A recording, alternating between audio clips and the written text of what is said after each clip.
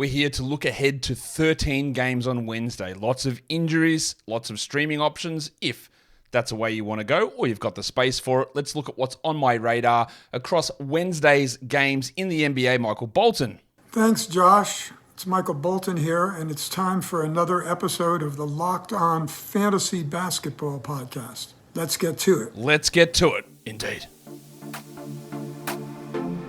You are Locked On Fantasy Basketball, your daily fantasy basketball podcast, part of the Locked On Podcast Network.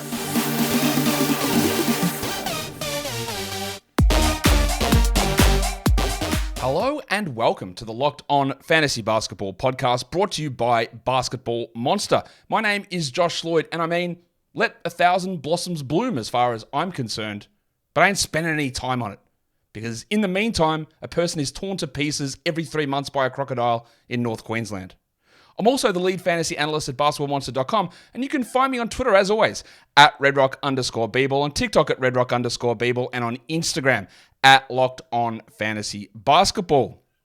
Today's episode is brought to you by FanDuel Sportsbook. Make every moment more. Right now, new customers get $150 in bonus bets with any winning $5 moneyline bet. That's $150 if your team wins. Visit FanDuel.com/lockedon to get started.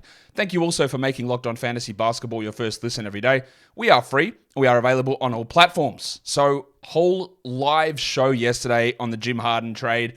There might be more stuff going on with it. We've heard a lot of rumors about maybe the skater boy Zach LaVine moving across to Philadelphia. Who knows? We don't know. Maybe we'll see. But at the moment, what I talked about on that live show yesterday is what's going to happen. The power forward spot in Philadelphia is still up in the air. Is it Tobias Harris, Rob Covington, Nick Batum, Marcus Morris, KJ Martin? Don't think it's Paul Reed. Don't think it's going to be Morris. Don't think it's going to be Batum. But I think guys are going to be sort of a bit all over the place.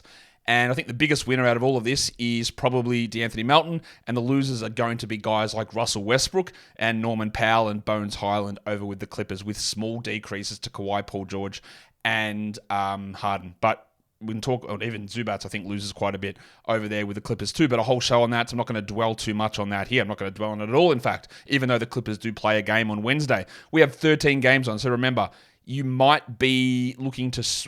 this show, we're going to talk about streaming a lot. You might not have the ability to. You just might not. But if you've been hit by multiple injuries, you've got open roster spots due to IR, then you can take advantage of some very interesting opportunities that are... It sounds like I'm selling a timeshare. Wow, you're really going to be interested in these opportunities that we have. Come sit down, have a coffee. Now, do you make a disposable income of $250,000 per household? Well, if not, get your poor ass out of here. Anyway, what we're looking to do is talk about the games for Wednesday. So we might as well go and do that right now, but we will start just by looking at some injuries. How do we update those? Well, there's a million of them. So let's go through. That's what happens when 26 teams play. I don't expect any of the traded guys for the Clippers to play. So that means Harden, it means Tucker. I wouldn't expect Filip Petrusev to play anyway. So I'm going to rule all of those guys out. The Clippers do have a Tuesday, Wednesday back-to-back, and Harden might well be there ready to go. There is an outside chance that Jim plays on Wednesday. I'd be pretty shocked to see a 24-hour turnaround in him being available to play. But that's where we're at. These guys are also currently out. Nick Claxton, Cody Martin, Najee Marshall, and Pig Williams. Claxton being out keeps opening up that opportunity for Dorian Finney-Smith, more minutes for Royce O'Neal, and it looks like better performances from Ben Simmons as well. We also just got word on that, as I'm going to air now, is that Spencer Dinwiddie, who I did have listed as questionable, he has been ruled doubtful. So that is even more for Cam Thomas, because Dennis Smith is also doubtful. So their guard rotation is looking pretty thin over there with the Nets. Marshall has already been out all season, so is Cody Martin, so Jalen Williams, so not much to change there. Brandon Ingram missed last game. They said the MRI was clean, so he is questionable. So there's good news there, but bad news that he's already missed a game. In terms of some other injuries we look at, both or three Pacers guys popped up on the injury report. Tyrese Halliburton, Benedict Mathurin, and Jalen Smith. So if Smith is out, deeper leagues, we look at someone like Isaiah Jackson. If Halliburton and Mathurin are out, well, Buddy Hield becomes an excellent stream. Nembhard becomes a stream. And Timothy John McConnell. Because even if they start Nembhard, McConnell will probably play 25 off the bench and be absolutely a 12-team league player.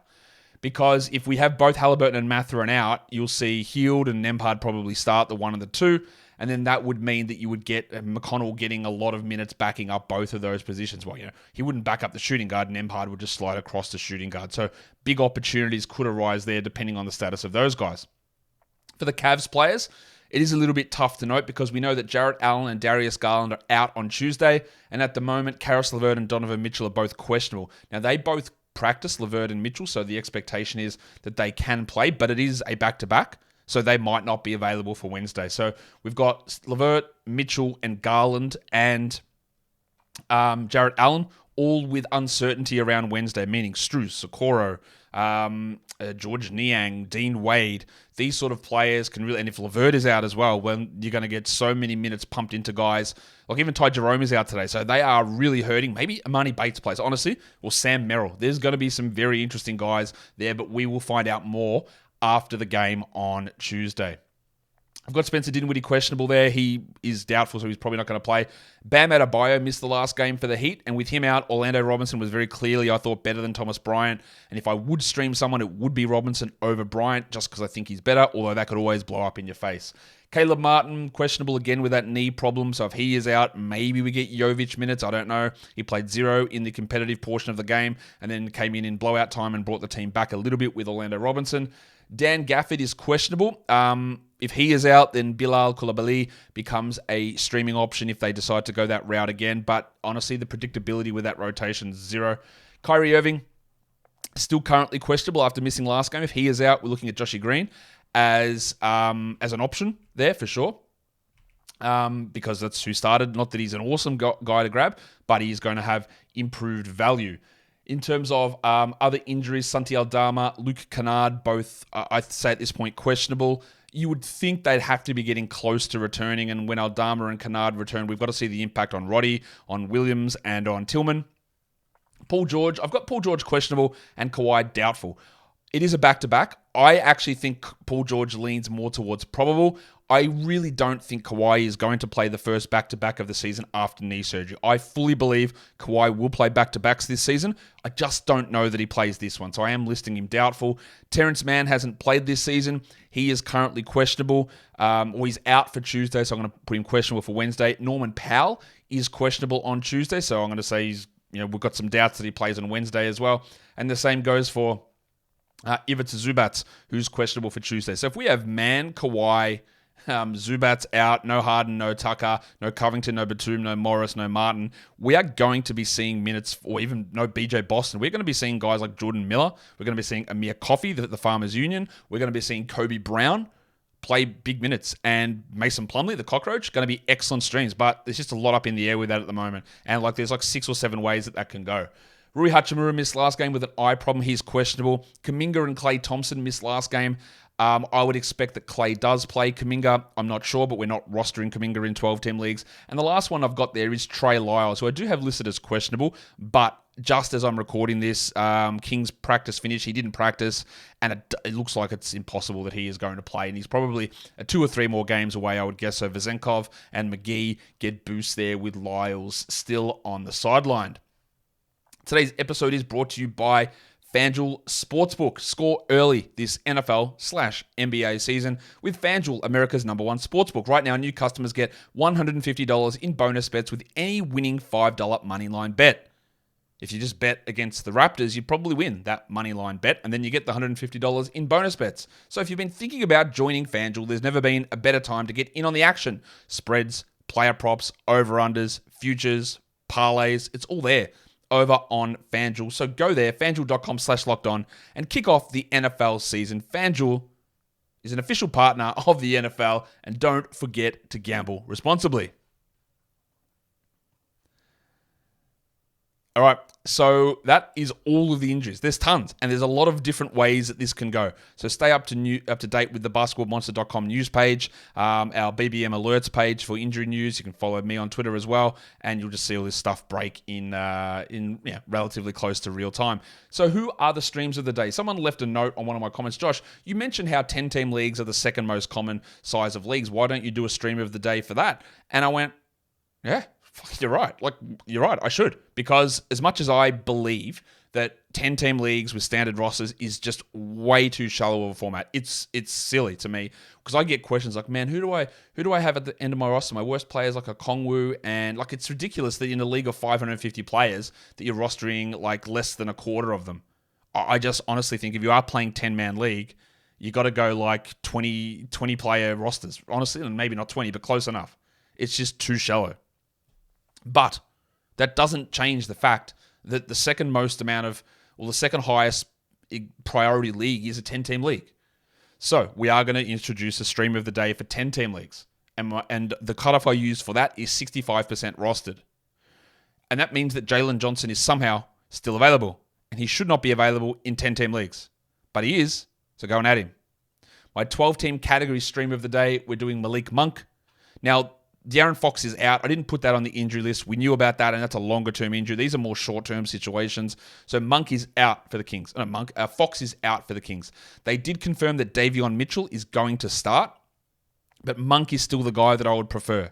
Even though Monk won't start very, very clearly, he would be the guy that I would prefer over Mitchell. So he becomes my 12-team category stream of the day, and for points leagues as a stream of the day as well. For 14-team league stream of the day, we're looking at 20% rostered or below. So I'm going to go with Killian Hayes, who continues to start. He might get you 6 or 7 assists with 2 steals, and that's pretty good for a 14-team leaguer. And then for 16 teams, I am going to go with Josh Green, who's going to play regardless, but he would likely start if Kyrie was out, and then he might push to a 15, 16-point game with a couple of extra ancillary stats, which in a 16-team league, these are all players available in over 90% of leagues, Josh Green does look to be a solid option whose value would definitely increase if Kyrie didn't happen to be there.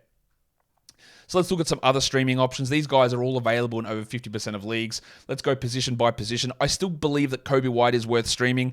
I don't know that he's going to remain a must-roster player. To me, that he was a must-draft late-round flyer as a starting point guard who you assume get 30 minutes a night. That is what we use the final rounds for. He has shot really poorly to begin this season, and I've got no issue with dropping him once we just get a little bit of stuff to settle, right? Like, who are you adding him for? Like, Delon, right? Like, I don't really think that Delon is a fantastic option to have at 20 minutes a night, maybe less, player who doesn't score. That's not all that exciting to me. But I would hold Kobe because the role is his. And there are going to be some nights that are better. And if they do trade Zach LaVine, his value is going to go up pretty significantly, I would guess. So I would hold him. He's available. He is an option to stream. Malik Monk and Kevin Huerter, 2 Kings guys there. Huerter played much better last game. I do not believe that Huerter is a 12-team league must-roster player, but as a streaming option, he is available here. Bogdan Bogdanovic, I've included him as a power forward eligible streamer because for some reason he is listed as power forward. Pretty sure he's played 0 minutes at power forward through his career, but, whatever.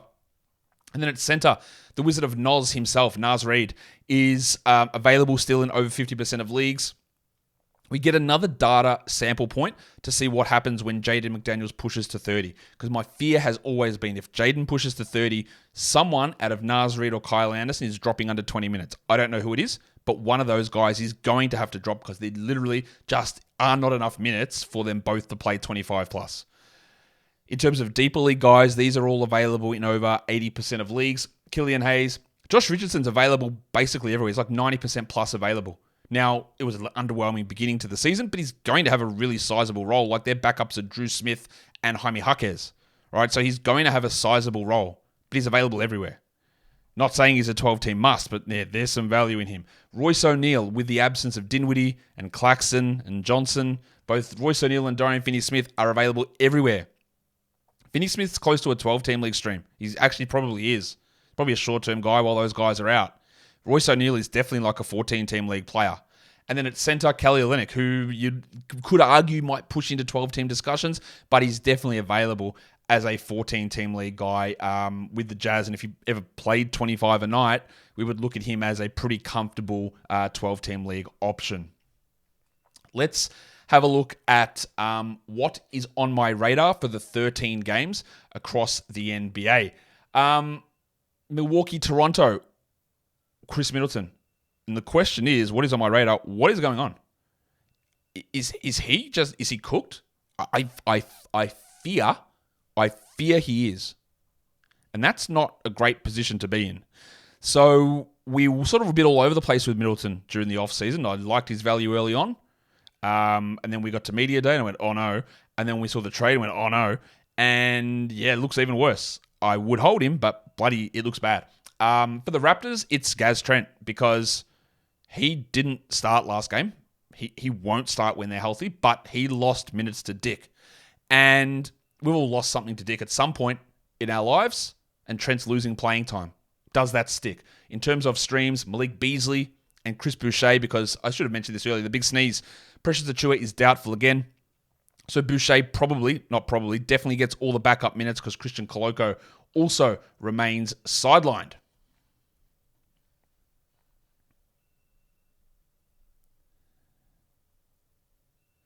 So what are we looking at? What's on my radar for the next game? We're looking at Portland and Detroit. We are looking at Sterling Henderson here because he did look better in the last game. He's still not fully there, but we understand this is a process. And this is, burn this into your head. Draft rookie point guards, understanding they will be bad for probably 2 months. You've got to be willing to accept that. That's why you don't reach up super, super high. They will be strong, usually, most times, especially when they're elite prospects like Scoot, later in the season. But it will be rough early on. We saw something turn for Scoot last game, so I do like that. And if you're debating, do I have Scoot or Keontae George? It's Scoot, right? George is going to be subject to the same sort of issues that Scoot is, but to me, he's a worse prospect and worse player. You just have to be willing to sit on these guys for a little bit. For the Pistons, Jaden Ivey scored really well last game. I thought he played pretty good. But does he get enough minutes to matter? Because with Burks and Hayes still getting the love of Monty Williams, I'm not sure Ivey's going to play enough to be a must-roster 12-team league guy. In terms of streams, well, maybe it is Matisse Thybulle, but honestly, how bad Thybulle is, I was considering Tamani Kamara as a stream option, who got the bulk minutes over Jabari Walker in the second unit. Thybulle's just a nothing. Like, he starts and does absolutely nothing. If I was them, and I'm not, if I was them, I'd just start Kamara. I'd definitely start Sharp when Simons comes back. I would just start Kamara. I don't see the point of Thybulle at all. What's the point of playing him 16 minutes? I don't get it. For the Pistons, I would consider Alec Burks a pretty solid stream as well. He's been playing very well. He's an awesome shooter. And honestly, with the spacing concerns of those lineups with Cade starting, they need Burks out there as much as possible. Having Hayes and Stewart next to Cade and Thompson, who you do need out there because they're awesome, it's really, really disgusting offensively. The next game we take a look at, what's on my radar, it is the Pelicans and the Thunder. I want to see Jordan Hawkins because Dougie was really good last game, starting in place of Brandon Ingram, played big minutes. I don't think that he's going to be a guy we look at all season at all. I don't think he's going to be that sort of a player, but they elevated him and played him pretty good minutes. So if Ingram is out again, he becomes someone we pay more attention to. For the Thunder, this probably doesn't matter this season, but it's another rookie, and that's Kason Wallace, who I was very high on. I actually had him higher than Anthony Black in my rookie draft prospect ranking. And I just want to see him continue to develop. What does his role look like? Is there any chance he eats into Lou Dort? I don't think so, but he seems very clearly ahead of someone like a Vasily Micic at the moment in that backup guard rotation. And last game, by the way, they also did the thing they did last season, where just randomly we get Aaron Wiggins DNPs and Davis Bertans stepped in. In terms of streams for the Pelicans, well, it probably would be Hawkins if Ingram is out, but otherwise Larry Nance is a safer sort of stream, but do you always want safe? Not always. And then for the Thunder, Lou Dort is available in over 50% of leagues, rightfully so, but that does make him a streaming option. What is on my radar for the Pacers and the Celtics? Well, outside of what happens with Halliburton, Mathurin, and Smith, which is up in the air, I want to see the Aaron Nesmith situation because Aaron Nesmith, again, we look at Aaron Nesmith when he was drafted out of Florida State. I think it was Florida State, where he was a shooting guard, small forward guy he played like 10 games or something for Florida State, shot 50%, elite three-point shooter, really struggled in Boston, right? But now people come across and they see him in Indiana and they go, well, I guess Nesmith's really hurting, Buddy Hield, or maybe he eats into Mathurin. But they don't use him like that. They use him as a power forward with a little bit of time at the three. So when you see the minutes of Nesmith, it's not because of Hield, it's because of Toppin. So that's how I really want you to focus on this with Nesmith. Don't look at Nesmith as competing with Hield or Mathurin for minutes. He's competing with Toppin, and he is winning that competition. Now, he started nearly all of last season as a power forward, and he didn't really interest us in 12-team leagues, and I think we have the same sort of idea here. But he's actually okay as a stream guy, and especially if all those guys do go out, it will just enable a few more shots to go his way. On the Celtics side of things, I don't believe Al Horford's a 12-team league guy, but I do want to see his play, how he looks, just paying a little bit of attention to how they use him rotation-wise. He's a stream option if you're looking for someone for Boston, because he's available in over 50% of leagues. While for the Pacers side of things, I've got Andrew Nembhard there, but TJ McConnell is also a pretty good stream option with the potential that Mathurin and or Halliburton both sit out. What's on my radar for the Cavs and the Knicks? Well, it's tough to know because they play each other on Tuesday. So I'm not going to focus too much on that. And there's so many uncertainties surrounding the Cavs guys, Garland, Mitchell, Allen, Jerome, LeVert. Like there's 5 guys out, and we get more information from that game from seeing what happens on Tuesday. What is on my radar for the next one, which is the Brooklyn Nets and the Miami Heat? Dorian Finney-Smith, who I thought was quite poor most of last season, but he's been very good this season. And with the injuries to Johnson, Claxton, and now Dinwiddie, Finney-Smith probably should be on a roster. For the Heat, I do want to see everyone's favorite apart from me, Nikola Jovic, who has played 0 non-garbage time minutes outside of a start when players were resting against the Wolves. Does that change?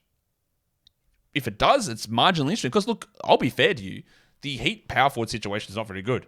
Haywood Highsmith, who's injured, Caleb Barton, who's injured, Kevin Love, who's Kevin Love. So if Jovic was actually asserting himself, there is a role there for him. He hasn't, but maybe he can. We'll see. And then for the streams, well, Finney-Smith's a great one. And then Richardson, as I said, is available everywhere. Second game back, maybe his minutes ramp up a little bit. The Wizards and the Hawks. I do want to watch Bilal Coulibaly for the Wizards because if Gafford is out, Gafford's currently questionable. Do they go back to Coulibaly? Do they just start him over Avdiya anyway? Like the game before when he played 27 minutes with Gafford out was great. The game before that, I think he played 14 minutes. So that's clearly not rosterable. Now, in a points league, I would never bother with him as a streamer. He's not going to generate big points. For category leagues, his defensive stats and his position or his positional assists are okay. But is he going to be a must-roster guy? I don't know. I think he's going to push into it, but I'm not sure he's always going to be worth the stash. Well, for the Hawks, we do want to watch Onyeka Okongwu, who played more minutes than Clint Capella last game. Is that an ongoing trend? Well, the plus-minus differential between the two has been an ongoing trend, and we'll see if that influences any of Quinn Snyder's decision-making. In terms of streams, Avdiya is available. I don't love him as a 12-team league player, but he's a good streamer. Same with Bogdan Bogdanovic, or you could throw in even the depressed penis Sadiq Bey. And of course, as I mentioned, in 10-team leagues, for some reason, Jalen Johnson is available. On my radar for the Nuggets and the Wolves, it is Christian Brown, who played 30 minutes last game, while Michael Porter Jr. played 18. I don't believe that will hold, but Brown had a good game 2 games ago and then good minutes this game. So we watch that. We definitely don't add him in 12s. He's not a 12-team must roster at all, maybe not even 14. But we see what the role is. And then I want to see, as I said earlier, the Naz Reid, Kyle Anderson, Jaden McDaniels dynamic. In terms of streams, Brown probably is the best option there on Denver. You could consider Peyton Watson, but the minutes just aren't high enough. While for Minnesota, it's very clearly Nazareth Reid that we're looking at as a stream guy there. The Hornets and the Rockets is the next game that we take a look at here in terms of what's on my radar. I do want to see how Brandon Miller performs because he was great last game. Was that because LaMelo Ball was in foul trouble and because the Nets went super small? I guess we're going to find out. We'll see how the minutes look. And then for the Rockets, Jalen Green. I am very close to being out on Green, even as a high-level prospect. When I went on Salman Ali's podcast earlier this offseason, preseason, we were talking about Jalen Green's star ascension. He was like, I'm not sure a breakout happens this season. Maybe it's next year. And to me, that means if you don't break out and establish yourself in year 3, then you're never going to be a superstar-level player. Maybe I'm wrong on that. We've seen a few of those guys happen. Look, Larry Markkinen broke out in a different situation in year 5 or year 6. It can happen, right? But to be that guy, but Larry Markkinen's solid. You wouldn't look at him as like a top 15 player in the league. Which is, when you take a guy number 2 overall, you would hope the overall outcome is upside level, getting to being an All-NBA guy, the guy that challenges for All-NBA. So Green needs to do something here for me before I say he might still be a very good player, but maybe he's never going to be that level of guy. Is that harsh? Maybe a little bit. Streams. Dylan Brooks is available in a lot of spots, and I think that he is actually producing good 12-team category league value. I'm not that interested in having him, but he can work. And the other one, if we want to get desperate in Charlotte, we do look at Big Dick Nick, but his minutes have definitely not pushed very high this season. The next game on my radar, we're looking at the Bulls and the Mavericks. I do want to see Kobe White. I mean, I don't because it's been disgusting, but eventually something clicks, I guess. He was great. all through preseason, playing with regular rotations, and the shots just haven't fallen. How does he look with those other guys in the starting group? Do they bench him at all for Alex Caruso? Do they bench Patrick Williams for Alex Caruso? That's what we want to watch. And then for the Mavs, I want to see Derek Lively. Now, last game was bad. He had 5 fouls in 13 minutes. If he gets to 21 minutes, he is a 12-team league player. He played like 30 in game 1, and then it's been downhill ever since. It's very hard to trust Jason Kidd, but there have been some extenuating circumstances. One, and we're going to watch this a lot, when you play Brooklyn and Claxton's out, you're really rooted as a center. And again, one of those reasons why, despite there being an abundance of good centers, having a 2-center minimum in Yahoo is ridiculous and stupid and should not exist, because there are situations where centers just don't play. And that's what leads you into trouble with those sort of center requirements. So we want to watch Lively. As for streams, Kobe White is available still. I still like him as an option. And Grant Williams, probably pushing more for deeper leagues, but yeah, he's a guy we can take a look at. The Grizzlies and the Jazz is the next game. There are a lot of games on Wednesday. So I do want to see Zaire Williams, who's been playing solidly. Has he been playing at a very high-level breakout 12-team guy? No. Has he been like a back-end 12-team league player? I guess sure, but that's not really what we want to use a streaming spot for. Let's see what happens, especially if we do get changes in availability to Aldama and Kennard. While for the Jazz, I want to see Taylor Horton-Tucker, who was pretty good last game, putrid the game before that. I have very differing opinions. There are a lot of people who agree and they go, yeah, this guy, I can't watch this guy. There are others go, man, he's only young. I think he's going to be awesome. I can't see it that way, but we just keep getting information. And if he keeps putting together good games, then that will sway my opinion. But I don't think he is. So we'll see. So I want to see how it looks. For streams, Zaire Williams, Kelly Olynyk, both pretty solid options. The Clippers and the Lakers, the battle of the crypt for one of the final times. Not the fight. There's still a few more going. I'm just seeing there's just some updates on injury reports as I'm doing this. Wow, what a tweet from Shams. 76ers star Joel Embiid has been fined $35,000 for his Degeneration X Triple H celebration versus the Blazers. Lol. Apparently Trae Young has been listed questionable with an Achilles issue. Uh-oh. Watch that one. Jaden McDaniels is now probable with a calf issue, and Shake Milton is probable with foot soreness for the Timberwolves. So there you go. But that, Rob Williams is also back. He missed last game for the Blazers, but he'll be back. I should have mentioned that before.